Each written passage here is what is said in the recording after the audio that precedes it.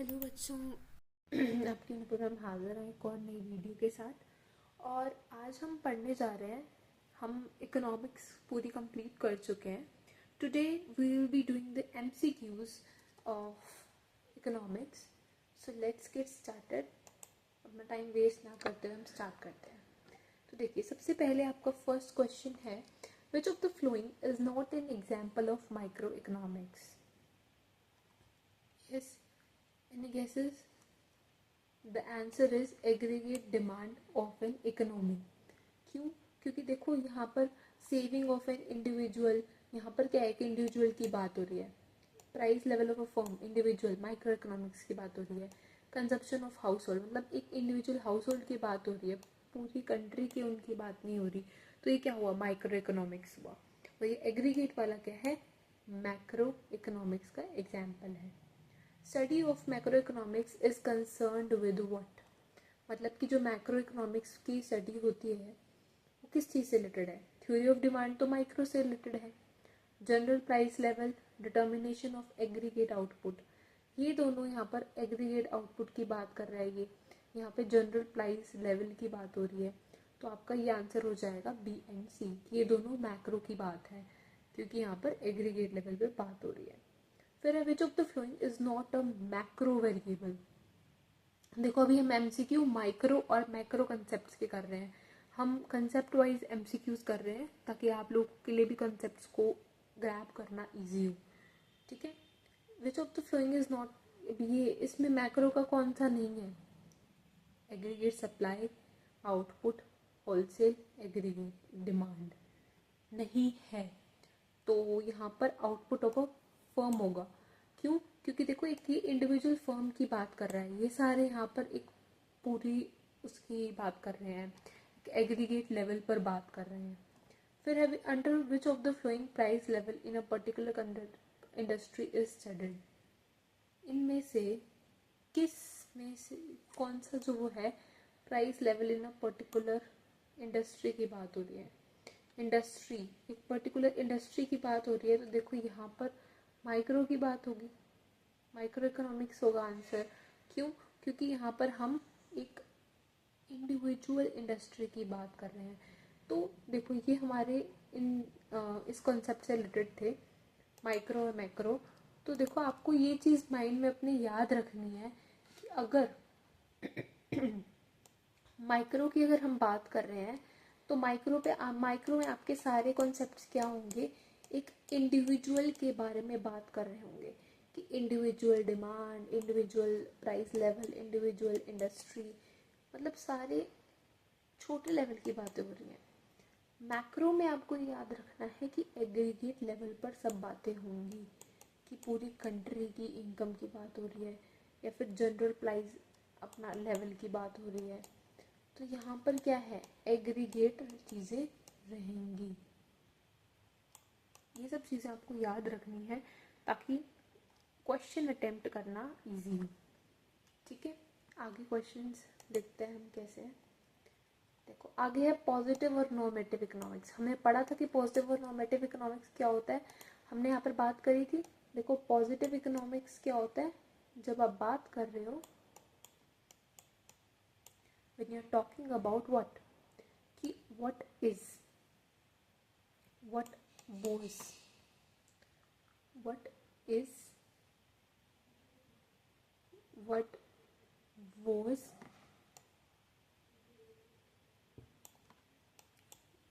what will।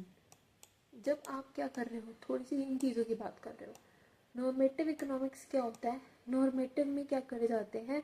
अपने suggestions दिए जाते हैं। ठीक है, अपनी कुछ वैल्यू जजमेंट दी जाती है कि ऐसे ऐसे ये चीज़ें होंगी। तो आपको ये चीज़ें याद रखनी है, पॉजिटिव और नॉर्मेटिव में क्या डिफरेंस है।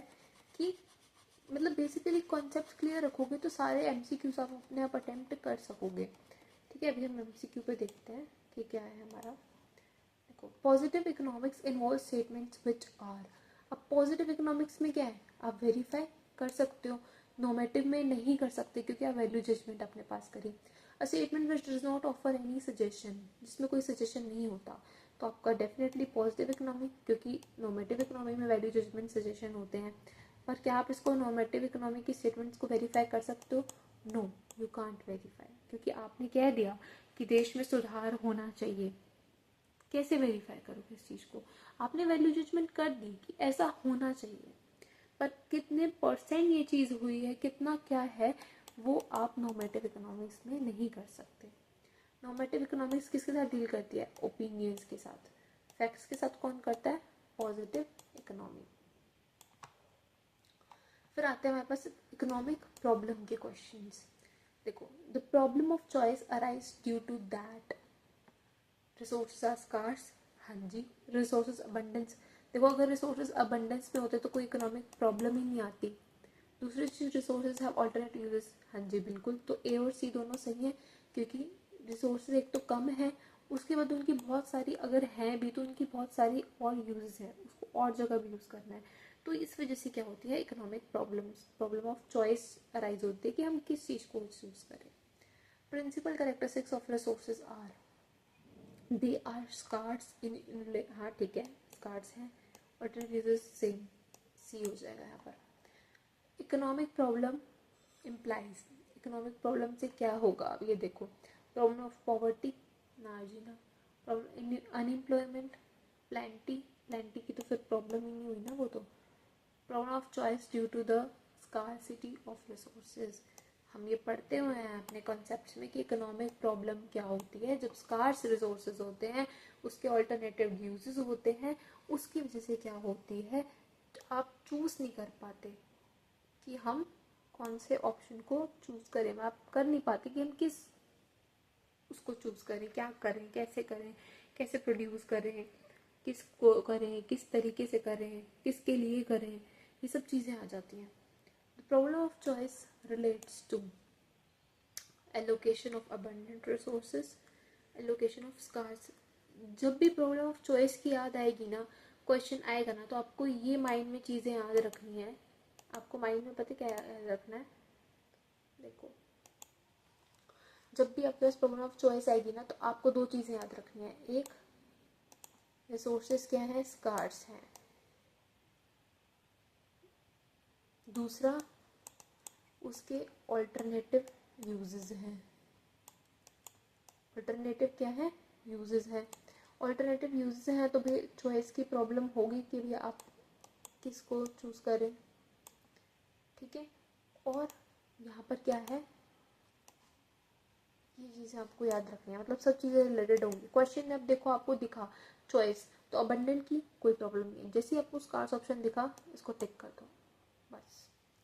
फिर scarcity, scarcity is a situation when demand for good is what, less than supply.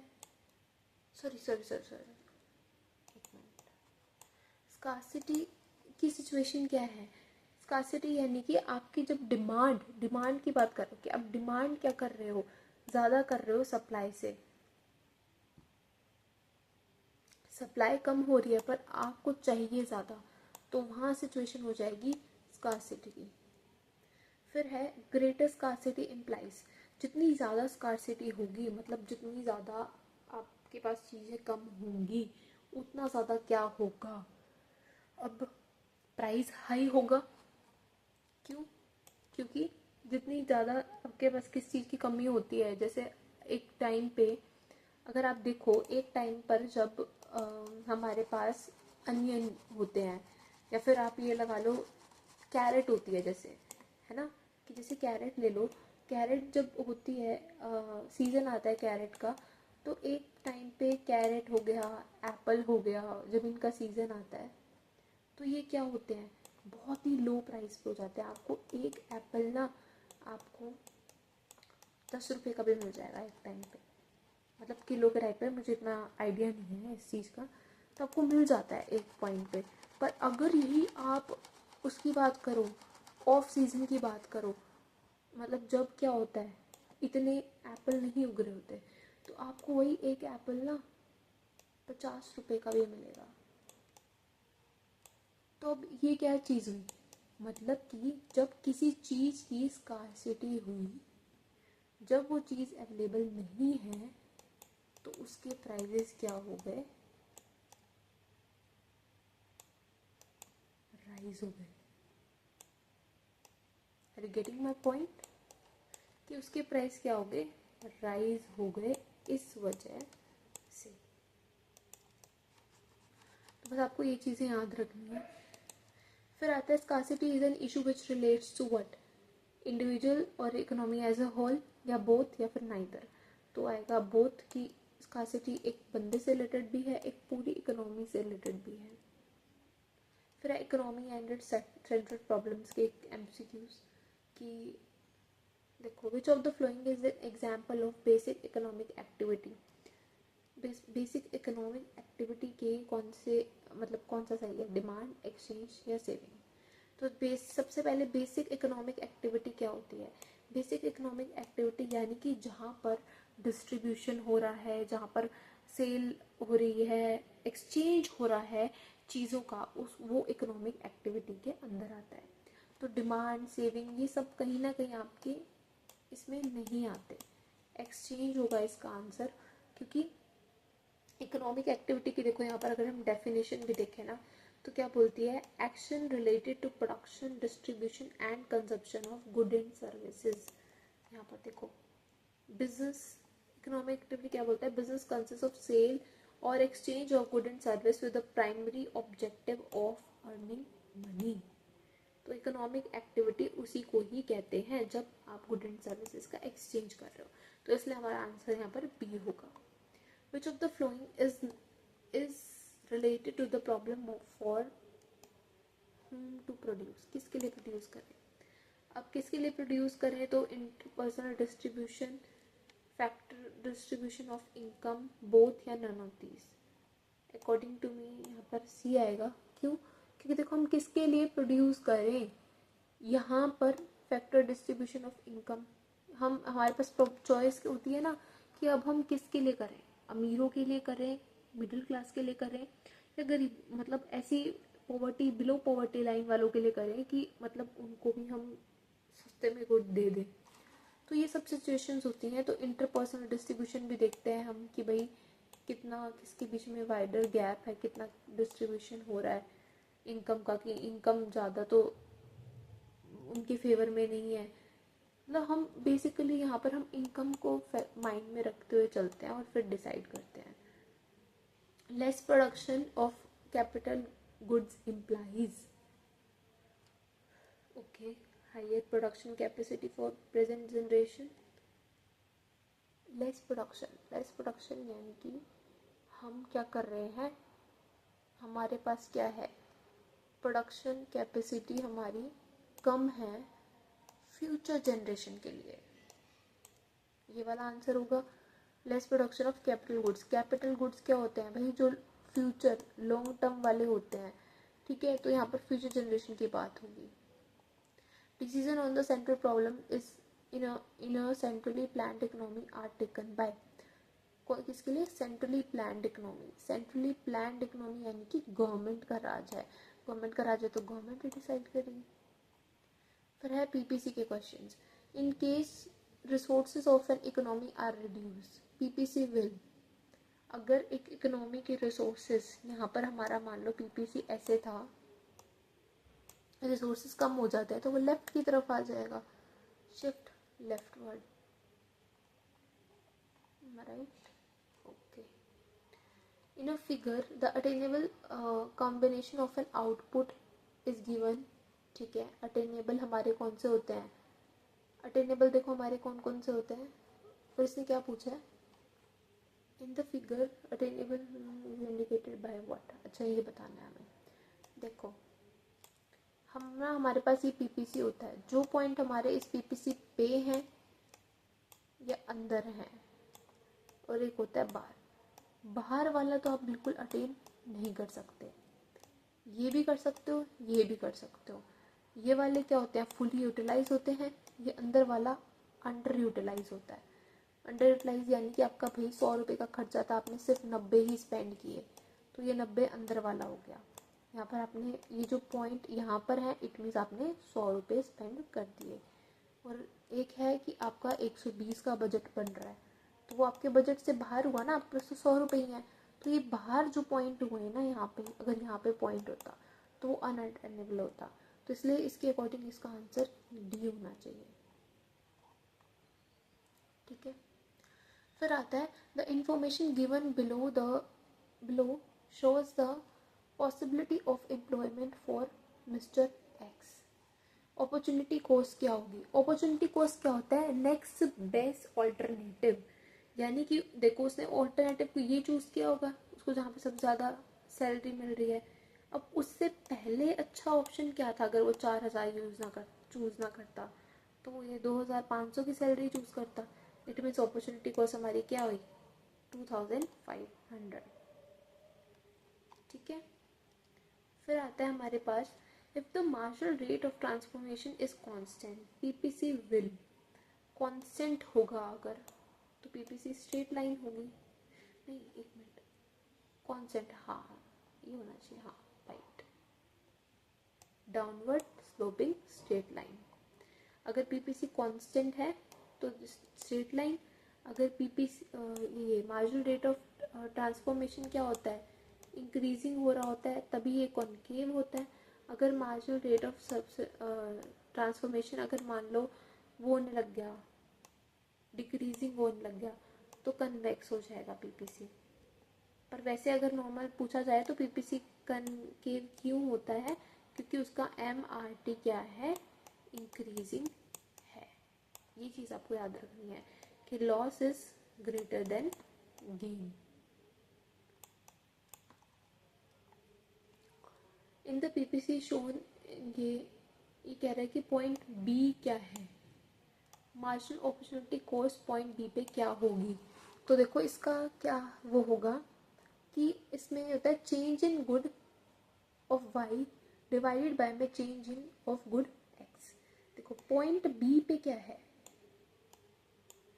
Point B पे चेंज इन गुड यहाँ पर क्या है? 16 है, और नीचे यहाँ पे क्या है? 2 है। उससे पहले क्या था? सी पॉइंट पे क्या है? मार्जिनल अपॉर्चुनिटी कॉस्ट अगर हम निकालें -13, और यहाँ पे 3 - 2, मतलब एक्स सी पॉइंट पे ये यहाँ पर 13 है और यहाँ पर ये 3 है। अगर हम पहले वाला ऐसे देखते हैं तो यहाँ पर हमारे पास क्या आ जाएगा? 3/1, राइट, 3/1, यानी कि आंसर हमारा 3 होगा। मतलब अगर आपको मार्जिनल अपॉर्चुनिटी कॉस्ट निकालने, आप क्या कहोगे? डेल मतलब जो चेंज हो रहा है वाई में जो आपका चेंज हो रहा है गुड एक्स में। तो पहले यहाँ पर हम क्या कर रहे थे? 3 यूनिट प्रोड्यूस कर रहे थे 13 पे, फिर हमने जब 16 यूनिट इंक्रीज करी वाई की, तो अब 2 आप एक्स की प्रोड्यूस कर रहे हो, तो वही सब चीज़ें हमने माइनस करी यहाँ पर और हमारे पास 3 आंसर आ गया। फिर है यूटिलिटी। यूटिलिटी का मतलब क्या होता है? कि वॉन्ट सेटिस्फाइंग कैपेसिटी, है ना, कितनी आपको क्या मिल रही है? सेटिस्फेक्शन मिल रही है एक गुड से, right. Utility derives from additional unit is called what? Marginal unit. Additional से मार्जिनल यूटिलिटी बोलते हैं। टोटल यानी कि पूरी ऐड करके, डिमिनिशिंग यूटिलिटी यानी कि यूटिलिटी डिक्रीज होती रहती है एक गुड की। अगर हम एक्स की हम ज़्यादा प्रोडक्शन करेंगे तो भाई एक्स को हम ज़्यादा कंज्यूम करेंगे तो एक्स की मार्जिनलिटी क्या होगी? डिक्रीज होती रहेगी। फॉर्मूला क्या है मार्जिनल यूटिलिटी का? TUN माइनस में TUN -1 ये होता है। बस ये माइंड में रखो, बाकी सबको देखना ही क्यों है। Total utility increases at the decreasing rate when marginal utility, जब मार्जिनल यूटिलिटी क्या हो रही होगी? डिक्रीज हो रही होगी, तभी तो ये इंक्रीज होगा ना डिक्रीजिंग रेट से। मार्जिनल यूटिलिटी इज 0 व्हेन, 0 कब होगी मार्जिनल यूटिलिटी? जब TU क्या होगा? मैक्सिमम होगा। Law of diminishing marginal utility states that, मतलब ये चीज़ आपको कॉन्सेप्ट क्लियर होंगे ना कि मार्जिनल यूटिलिटी 0 कब होगी? जब ये मैक्सिमम होगा। जब TU 0 तो होता ही नहीं। TU जब तक पॉजिटिव है, जब कब तक टी यू पॉजिटिव रहता है, जब एम यू जब तक क्या रहता है, पॉजिटिव है। टी यू नेगेटिव नहीं होता। ये सारे आपको बस यही चीज़ याद रखनी है। हमने ये वाला ग्राफ देखा था ना कि एम यू जब भाई एक पॉइंट पे अभी पॉजिटिव है, फिर जब ज़ीरो हो जाएगा तो टी यू मैक्सिमम हो जाएगा, जब ये नेगेटिव हो जाए तो टी यू डिक्रीज होने लग जाएगा। बस ये चीज़ याद रखो। लॉ ऑफ डिमिनिशिंग मार्जिनलिटी क्या कहता है कि जितनी जितनी ज़्यादा आप कम्युनिटी कंज्यूम करोगे उतनी ही मार्जिनलिटी क्या होती रहेगी, डिमिनिश होती रहती है। ये बेसिक कॉन्सेप्ट है इसका। मार्जिनलिटी कैन बी पॉजिटिव भी हो सकती है, नेगेटिव भी हो सकती है, जीरो भी हो सकती है। सही है। Eight the point of saturation total utility becomes what, total utility हमारी मैक्सिमम हो जाती है। एक सैचुरेशन का जब पॉइंट आता है तो हमारी टोटल यूटिलिटी क्या हो जाती है, मैक्सिमम, है ना। पॉइंट आया था ना यहाँ पे हमारा, ठीक है। फिर आता है हमारे पास when total utility curve begins to fall, sorry for the voice, when total utility curve begins to fall then marginal utility curve turns what, जब हमारा टोटल यूटिलिटी फॉल्स करने लग जाता है, नेगेटिव हो रहा होता है एम यू, तभी तो टी यू क्या होता है, डिक्रीज होने लग जाता है। जब तक मतलब पॉजिटिव था एम यू तब तक ही क्या कर रहा था, टी यू इंक्रीज हो रहा था, right. Which of the following is incorrect, T U is equal to, ये सही है, ठीक है। एम यू क्या होता है, एम यू एम माइनस ये, एम यू क्या ये भी होता है, डोंट थिंक सो, होता है ये वाला फॉर्मूला भी होता है एम यू का, T U N minus T U N minus one. अब यही चीज़ हमारी अगर हम दूसरी साइड यहाँ पर ले जाते हैं तो ये हमारा क्या हो जाएगा, T U N minus one. मुझे इस फॉर्मूले के बारे में ज़्यादा आइडिया नहीं था, बट यहाँ पर 10 का आंसर उन्होंने डी दे रखा है, तो यहाँ पर नन ऑफ दीज आएगा कि कोई भी इनकरेक्ट नहीं है। ये सारे फॉर्मूलाज होते हैं एमयू के, तो फिर ठीक है, आप याद रखना है इस चीज़ को। Ordinal concepts of utility express utility in terms of level of satisfaction, units, constants, none of these. B, yeah, good. B होगा क्योंकि कार्डिनल होती है जो यूनिट्स में बताती है 1 2 3। ऑर्डिनल जैसे कि आप जोमेटो पर रेटिंग देते हो कि आप इससे सेटिस्फाई हो, गुड से कितना हो, तो वो ऑर्डिनल में आती है। The principal limitation of utility analysis relates to the basic assumption that utility can be expressed in terms of ordinal, cardinal, rational numbers, real numbers. Limitation बतानी है आपको यूटिलिटी एनालिसिस की। सबसे पहले हमारे पास यूटिलिटी एनालिसिस में क्या आया था, कार्डिनल यूटिलिटी। कार्डिनल यूटिलिटी की यही लिमिटेशन थी कि भाई को कार्डिनल नंबर्स में आपको देना पड़ता था सेटिस्फेक्शन को 1 2 3, बट एक्चुअल में आप 1 2 3 में नंबरिंग नहीं कर सकते, इसलिए उसके बाद आई ऑर्डिनल यूटिलिटी, उससे बेटर कॉन्सेप्ट। तो इसीलिए यहाँ पर बोला जा रहा है, ठीक है, कि यहाँ पर ये लिमिटेशन थी,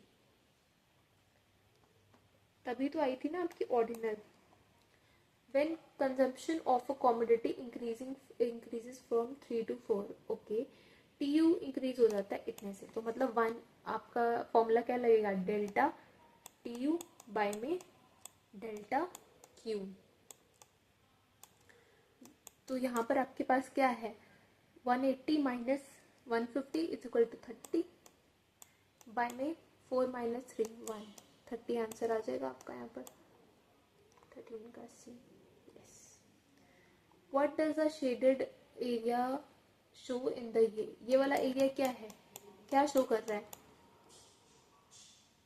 टोटल यूटिलिटी, कि टोटल इतनी यूटिलिटी है, यहाँ पर यही शो कर रहा है एरिया।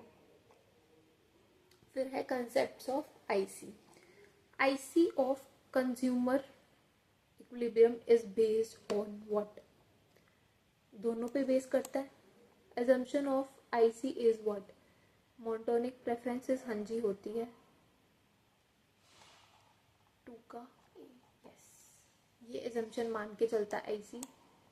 ये सब चीज़ें आईसी ने नहीं मानी, मतलब assumptions में ये सब चीज़ें नहीं होती। देखा हो तो आपने मोनोटोनिक प्रेफरेंस के बारे में बोलता है, ये बोलता है कि दो गुड होते हैं, more of more good more satisfaction देगा। IC curve is a diagrammatic presentation of what, budget line, no, indifference set, C, 3 का सी मेरे अकॉर्डिंग तो यस। डाउनवर्ड स्लोपिंग, क्योंकि आईसी में क्या है, देखो यहाँ पर आईसी कैसा होता है, कन्वेक्स शेप में होता है। आईसी दो गुड्स की सेटिस्फेक्शन, एक मतलब पॉइंट क्या होता है, दो गुड की सेटिस्फेक्शन को शो करता है, और दोनों ही क्या है, सेम लेवल पर आपको सेटिस्फाई करते हैं। ये डिफरेंट सेट होता है कि दो गुड्स का सेट होता है। डाउनवर्ड स्लोपिंग आईसी का मतलब क्या है, positive slope, negative slope. Negative slope होगा तभी तो डाउनवर्ड स्लोपिंग है ना। Marginal rate of substitution indicates the slope of what? Indifference at indifference curve. Indifference curve क्योंकि MRS क्या है, indifference curve का ही क्या है, शो करता है slope. Budget line is also known as price line. इसके नाम होते हैं, budget line को हम price line भी बोलते हैं. As we move downward the IC curve, the slope of IC tends to what? जैसे से हम आईसी के यहाँ पर आते हैं तो वो स्लोप क्या है, डिक्लाइन ही होता है। फिर है हमारे पास given that MRS tend to decline, IC is what, convex. IC convex होता है, ये तो बेसिक उसकी प्रॉपर्टी है ना। A shift in the budget line when consumer income remains constant is due to what, कि बजट लाइन क्या है, कंज्यूमर की इनकम तो सेम रह रही है, पर बजट लाइन में अगर कोई शिफ्ट आ रहा है तो किस वजह से हो सकता है शिफ्ट, क्या डिमांड की वजह से, प्राइजेस की वजह से, डेफिनेटली प्राइजेस की वजह से, क्योंकि प्राइस क्या है, एक्स और वाई के मान लो चेंज हो रहे हैं तभी यहाँ पर क्या हो रहा है, शिफ्ट हो रहा है। अगर मान लो इनकम या इन सब अदर फैक्टर्स की वजह से होता है तो यहाँ पर ये रोटेट होता ऐसे करके। In case of indifference curve यहाँ पर डाउनवर्ड स्लोपिंग है। एमआरएस क्या होता है, एमआरएस इसका क्या होता है जिस वजह से आईसी डाउनवर्ड स्लोपिंग होता है। तो आईसी के कॉन्सेप्ट्स में याद रखना कि अगर देखो आईसी क्या है, कॉन्वेक्स है, तो एमआरएस डिक्लाइनिंग है इस वजह से, ठीक है, एमआरएस क्या है, डिक्लाइनिंग है। अगर डाउनवर्ड स्लोपिंग स्ट्रेट लाइन है, मतलब ऐसे स्ट्रेट लाइन है, इट मीन्स कोई भी चीज़ स्ट्रेट लाइन है, यानी कि उसका जो स्लोप है वो क्या है, कांस्टेंट है। ये पी एक्स वाई स्लोप किसका है, बजट लाइन का है। बजट लाइन को हम प्राइस लाइन भी बोलते हैं, इसलिए डी आंसर होगा हमारा। एक्स वाई इंडिकेट्स व्हाट, देखो डेल्टा एक्स बाय में डेल्टा वाई, मतलब यानी कि change in X divide by में चेंज इन वाई, ये होता है हमारा marginal rate of substitution of Y for X. क्यों, क्योंकि देखो वाई नीचे है ना, तो वाई में कुछ आप क्या कर रहे हो, एक्स को सब्स्टिट्यूट कर रहे हो, सॉरी आप वाई को सब्स्टिट्यूट कर रहे हो एक्स के लिए, इसलिए एक्स ऊपर आया, बाय में वाई, तो ये होता है हमारा मार्जिनल रेट ऑफ सब्स्टिट्यूशन।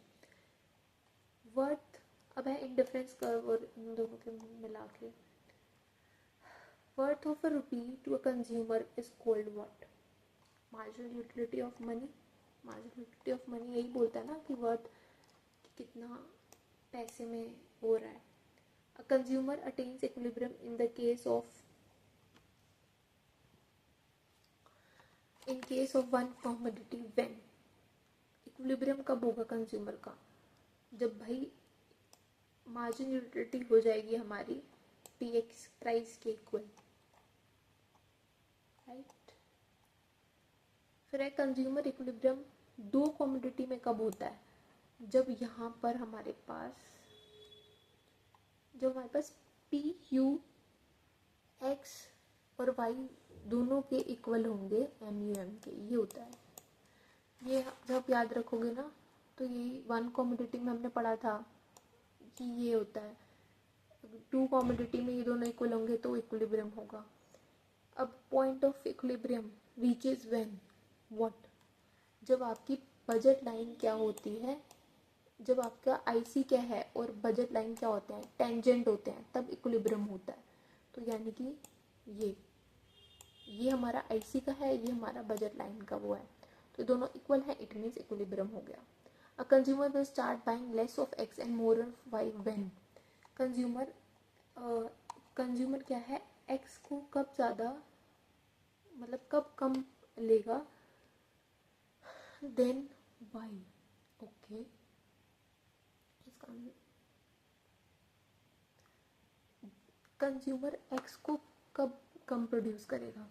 जब एक्स की क्या है, आप एक्स की मार्जिनलिटी, आप एक्स को ज़्यादा जब आप ज़्यादा लोगे, sorry start buy less and more of Y, मतलब वाई को कब ज़्यादा प्रोड्यूस करेगा, मतलब कब ज़्यादा कंज्यूम करेगा कंज्यूमर?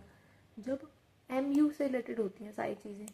जब जो मार्जिनलिटी वाई की इंक्रीज होगी तब क्या है, कंज्यूमर अभी उसको कंज्यूम करेगा। मतलब एक चीज़ होती है इक्विलिब्रियम, हमारे पास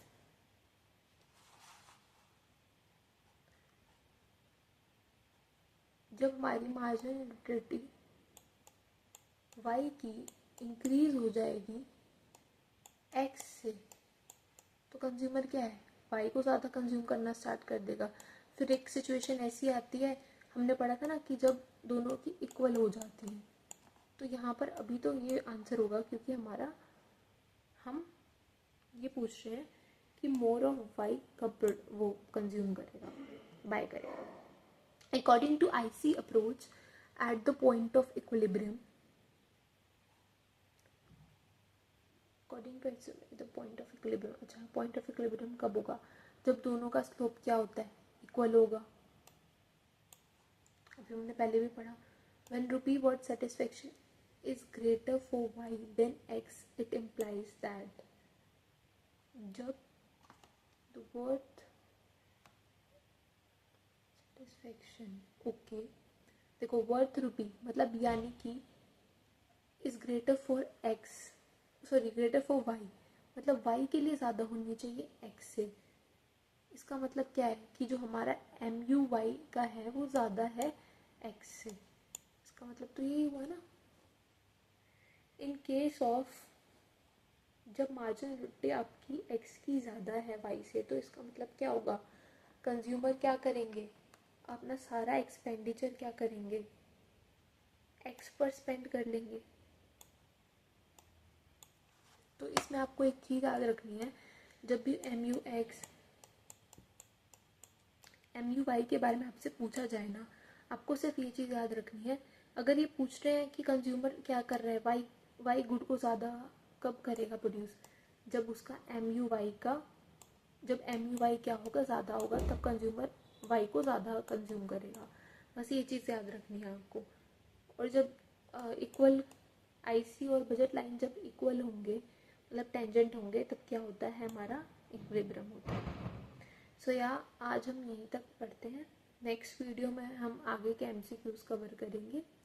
so thank you for watching the video till and and stay tuned for the next video, जिसमें हम आगे के यहाँ पर एमसीक्यूज और कंसेप्ट्स के एमसीक्यूज को कवर करेंगे। So thank you.